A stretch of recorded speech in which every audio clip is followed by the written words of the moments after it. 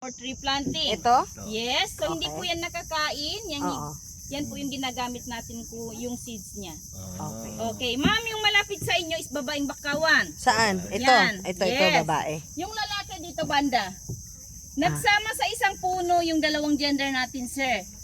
So, hindi namin yan tinanim, natural po yan tumubo dito. Babae. Yes, babae. nagsama. Bading. So, wala pa, sir. Magkakaroon pa daw. Okay, ma'am, Based sir. on the religious belief. Okay, Diyos salip Marimar. po tayo para makilala natin yung babaeng bakawan natin. Okay. Pagsalip ng babaeng bakawan, malapad. And then yung flower, sir, paramihan yan sa babaeng bakawan. Kung Okay. saan-saan makikita natin yung flowers. Oo. Then sa lalaki naman po dito. Okay, ilapit natin sa Eto. lalaki. So tingnan niyo naman po yung lips okay. ng lalaking bakawan natin. Long and pointy siya, ma'am. Pero yung flowers po, tingnan nyo.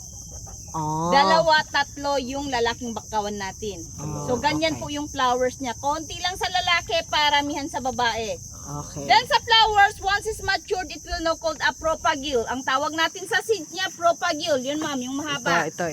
Yes. Pag makinis yan, yung skin niya is lalaking bakawan. Pero pag maraming itim, so meaning babae yan ma'am. Oh, okay.